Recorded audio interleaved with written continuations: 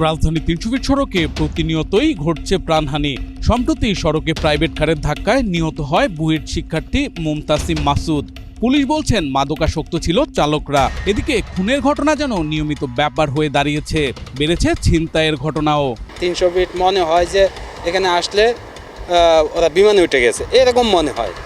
ওরা এত স্পিডে চালায় গাড়ি যে যার জন্য এখানে দুর্ঘটনাগুলো হচ্ছে। গত ৫ বছরে এই সড়কে দুর্ঘটনায় প্রাণ গেছে ৭৪ জনের। শুধু ২০২৪ সালে নিহত হয়েছে ১২ জন, আর গত ৩ দিনে মারা গেছেন ৫ জন। সড়কে ছিল লাশের মিছিল। গত ৫ বছরে এই সড়কে মিলেছে ১২ জনের মরদেহ। এই জায়গার কোনো পুলিশ সিকিউরিটি নেই, এই জন্য এই যে লাশ ফেলাই দিয়ে যায়, লাশ পাওয়া যায় সময়তে। এই গত আপনার ২-৩ মাসের ভিতরে ২২টা লাশ পাওয়া গেছে খালি এই ৩০০ ফিটে। এলাকাবাসী বলছেন সড়কে নিরাপত্তার অভাবে বাড়ছে প্রাণহানি, ফলে অপরাধীরা নির্ভয়ে অপরাধ করে যাচ্ছে। আপনার মনে করেন সন্ধ্যার পরে মনে করেন যে অন্ধকার হয়ে যায়, অন্ধকার হয়ে গেলে আপনার মনে করেন নীরব হয়ে যায়। আর মনে করেন যে বেপরোয়া গাড়ি চালায়, ওরা মনে করেন যে টানের কোনো স্টেশন নাই, মনে করেন যেমনি পারে এমনি গাড়ি চালায়।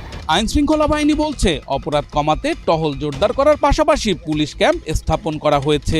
অপরাধীরা একটা চিন্তা করে যে এই জঙ্গলের মধ্যে যদি আমরা একটা লাশ ফেলে রেখে যাই হয়তো কেউ খুঁজে পাবে না। তো আমরা কিন্তু অত্যন্ত তৎপর আছি, যে কোনো অপরাধ বা যে কোনো লাশ যদি পাওয়া যায় আমরা অত্যন্ত গুরুত্ব সহকারে এটা দেখি এবং অত্যন্ত স্বল্প সময়ে আমরা এটা ডিটেকশন করার চেষ্টা করি। ক্যাম্প ছিলই না ৩০০ ফিট এলাকায়, মানে আমি ৫ আগস্টের পরবর্তী আমিও এখানে নতুন জয়েন করেছি।